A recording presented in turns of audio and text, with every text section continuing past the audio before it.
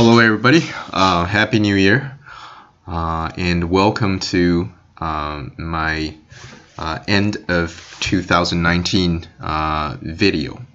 So for the Christmas I had a review on Lee Sedol's game. I plan to make this video the Christmas video, but no, the Lee Sedol's game was very important, so I shift this one to the new year. So, and I think it definitely qualifies for an end of year video. This video, as the title shows you, it is the time for me to introduce you to my favorite move, my favorite Go move of all time. So it's not one of my favorites, it's my favorite. There's no other move that can compare this one, and I will explain why in this video. So first of all, we need to introduce the two players. This game was played a long time ago, right? I don't even think my father was born at that time, but anyway, this is so long ago, by two of the definitely greatest grandmasters from Japan of all time. So the black player is Aio Sakata. He is a legend. He is just, definitely it's been a long time. Like he was born in the early 20th century, and definitely he's not very known, right? Like, most of us are not from that time. But at the time, he is a legend. He is probably just more important than Lee Sedol of today. A great grandmaster of all time. So is his opponent. So Takagawa Kaku, also a legend. He is definitely, he has been champion 9 times consecutively for Japanese most important championship, yeah, 9 times consecutively the champion of Japan. That's just insane record. So very glad that we got, I got the time to talk about this legendary game between the two players. So let's first look at the board, and then we will talk about things that goes with it. So Aio Sakata is playing as a black stones, and Takagawa Kaku is playing as white.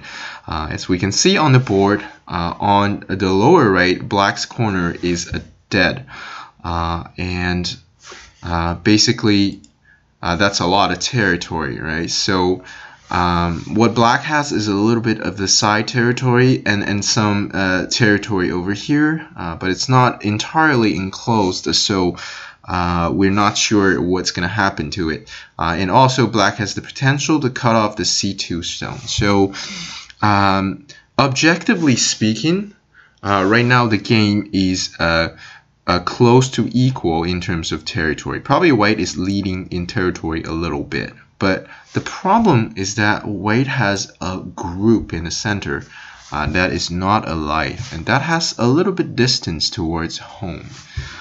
It's black's turn, and black plays right now, and he needs to figure out a way to initiate an effective attack onto white's dragon over here to gain profit and lead in this game and hopefully win the game. So that's black's objective. As white, well, obviously, let's say black plays somewhere else, white will comfortably not only connect himself, but also building a small moyo over here, which is definitely not something that black can allow. So black needs to play around this area and needs to cut off white.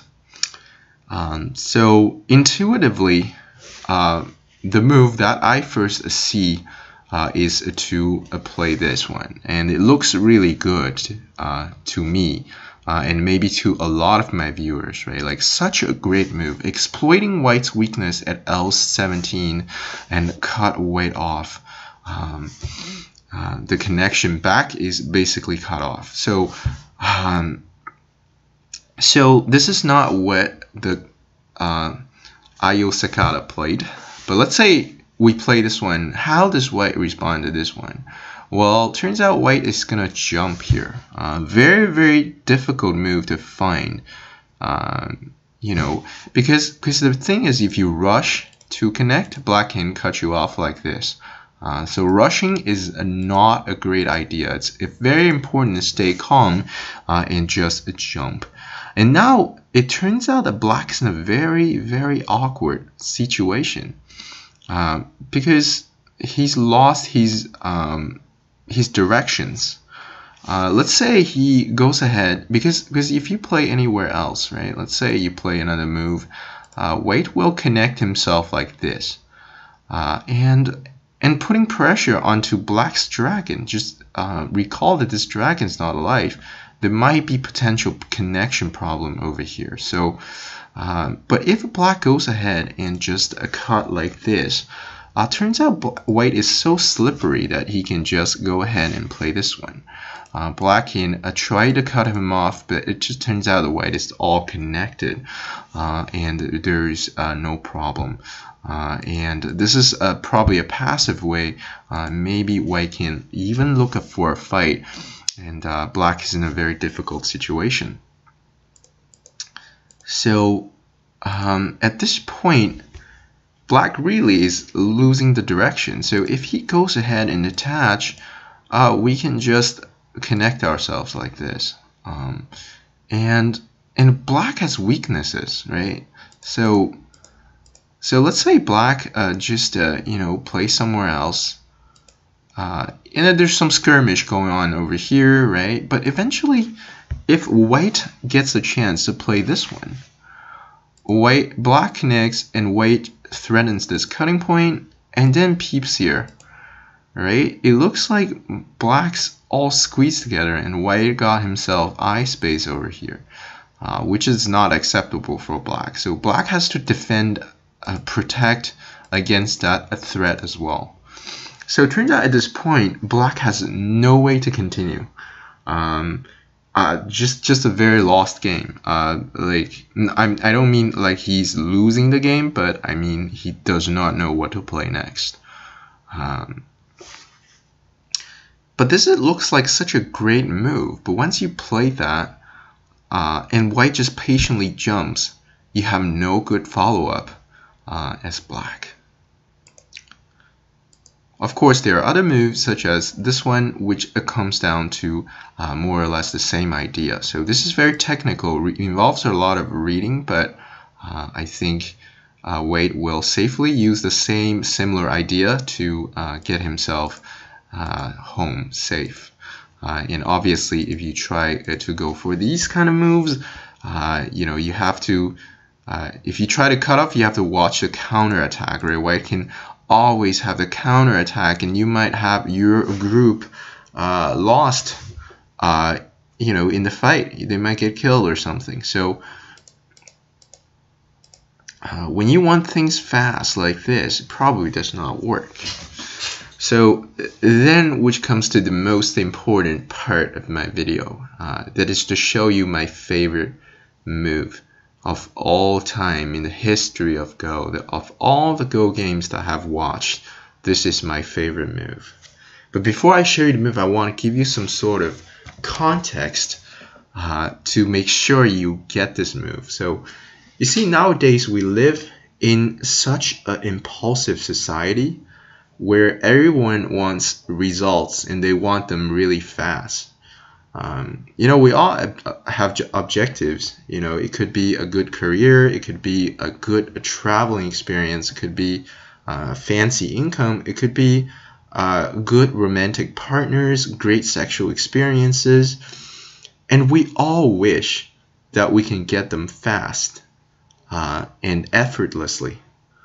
You know, just you know, you walk around, or you just like browse on internet or whatever, think about the amount of ads that tell you to follow some sort of boot camp, and you can land yourself a 6-figure job.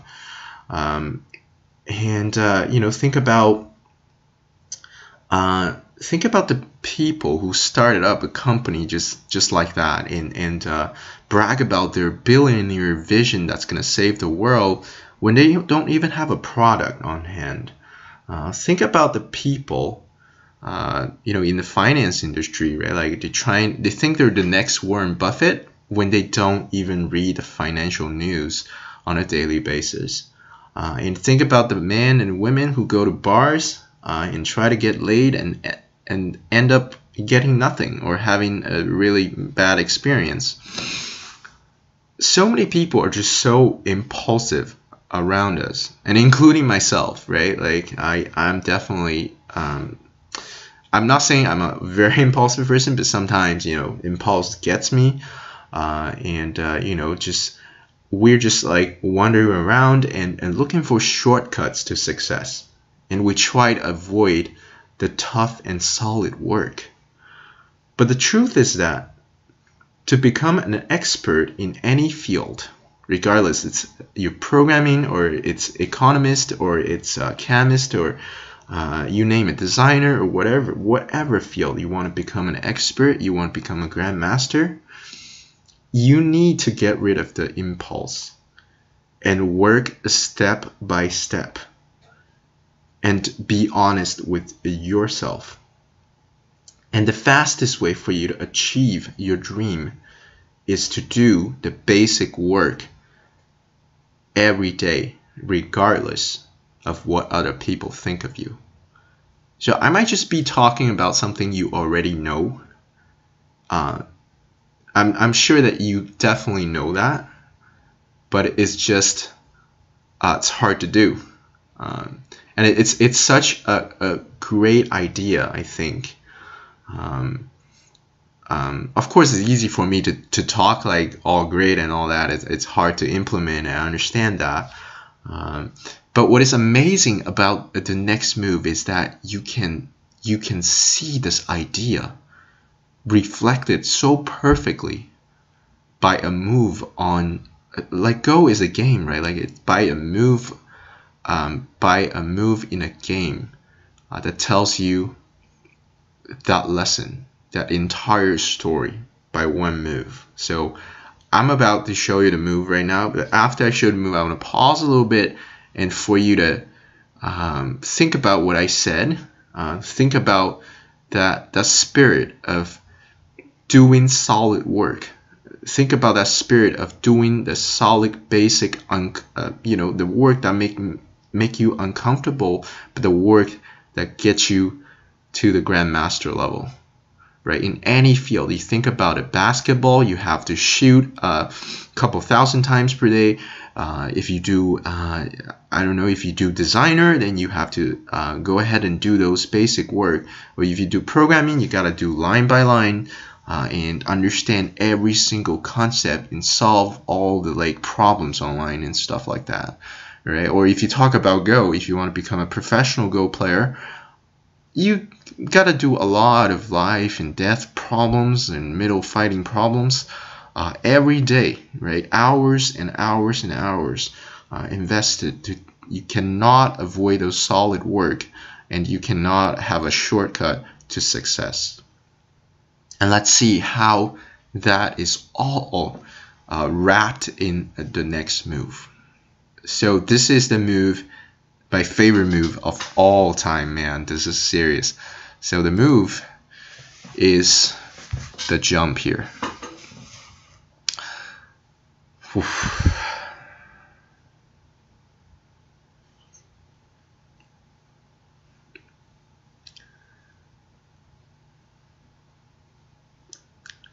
You see, the moment I see this move, I feel so touched. I feel like Go game has become something different for me, right? A lot of people say, oh, Go is like a little bit like life, but I never had an example of that, right? Life is so much more complicated than the game of Go. But then this move came out and you just like, wow, this resembles something in life. This resembles the people around us, right? This resembles a spirit for a grandmaster. When this move is played on the board, I could feel Ayuk Sakata, the player of this move, just saying that, hey, you want to become a grandmaster in your field? Do the basic, unimpressive, silent, tough work that no one will ever know about. Regulate your emotion with self-control, with patience, and don't let what other people think of you affect what you do. And when you do that, when you sit down and have done your solid, work, your objectives will come to you. That is the entire, thing about how to become successful. You go to those conferences about how to become successful. Oh my God. And you go to these conferences, all these impulsive people like, oh, you got to do this and that and this and that. But no, there's no this and that. There's only this. There's only a spirit of doing that tough work that will get you there. Doesn't matter which field you're in, right? It's how you become good. It's how you become the master of something. It's how you achieve your objectives, how you get your objectives, right? Our objectives is this dragon, and this dragon is like a goal in our life, a very important goal in our life, and we're trying to get it. If we rush, play this one, objective becomes slippery and we cannot catch, right? So white plays out this one, so slippery. How do you catch something like this? You are having leaks everywhere. There's no way to catch this fish. But then this powerful move comes in. The spirit of staying solid, patient, self-control, you name it, stoicism comes in, and then looks like this fish will come to you. How does it come to you? Let's look at the board. Now white needs to connect. If he connects like this, black honeys, white tries to connect, but guess what? We've done the solid work. We have no problem. Hey, you cannot connect. There's only one thing happens, that white is disconnected. You go ahead and Atari, no problem. You cannot connect, right? If you Atari, you cannot capture my group over here, and you just cannot connect back, right? So if you play out this one, I think black has a nice kick over here, and he will connect himself, and you are disconnected. So white's best choice is probably to extend, and black will capture this. Look, we've done the solid work step by step. Honey, double honey, connect, Atari. Step by step, look at what happens to our objective. It's in our net right now, right? We're achieving our goal, our objective, by staying so patient and so persevering. And look, white is in trouble. How does this dragon deal with himself? He's probably going to live because he's a legend, he's an IMP, but black's going to gain benefits everywhere, right? So white cannot do this. How about he connects like this, you might be wondering? Well, black goes ahead. We made a solid step, and now we have the strength to strike hard, right? Now crosscut, and then look, it's black's turn, right? White is already cut off, and it's black's turn to play. So there are many ways that you can cut white off. So this is definitely difficult game moving forward for white. Once again, see how because we made that solid step, because we were able to sit down and I mean, in life that would be called just fix our insecurities over here, make ourselves a better person, and then our job, romantic partners, good traveling, good friends, and a fancy income and a nice quality life will come to us, right? So yeah, and it comes to us. This dragon just comes to us. You go for this one, I cut you off like this. How do you even respond? You play this one, I can push like this. And check, you got to drag this stone out because of territory problems, right? You have to save them. And look at what happens, right? White is able to save this, but now pump. We punch hard because we got the strength from a solid work. White is cut off once again. So no way to connect back. And white has to struggle to live himself, and black's going to win this game.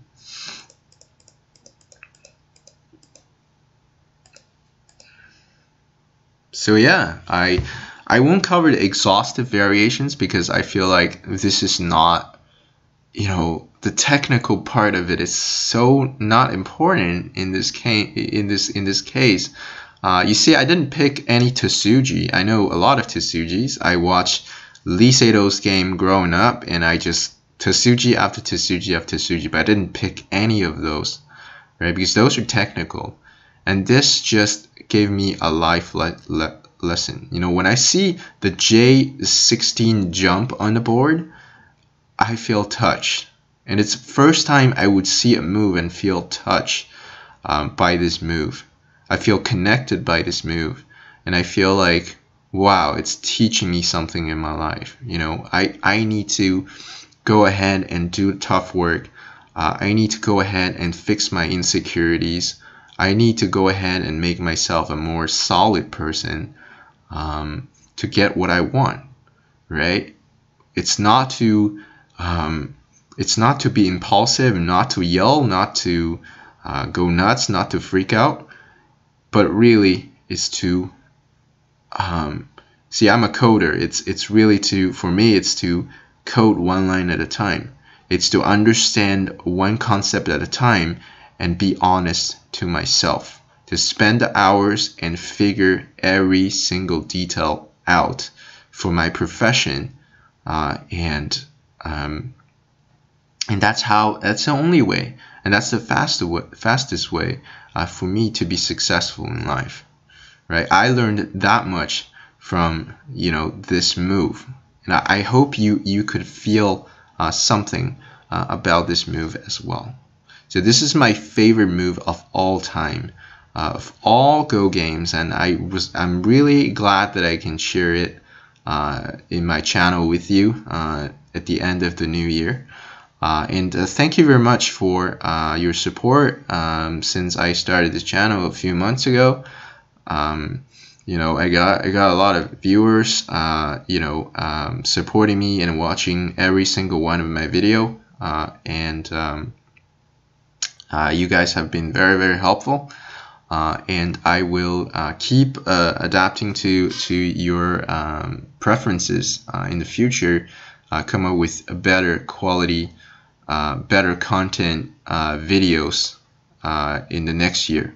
And I also hope you have a great year next year, just like this move. Do the solid steps, and you will be very successful in your life, in your career, in your relationships, and stuff like that. So thank you for watching. All the best, and I will talk to you guys next year.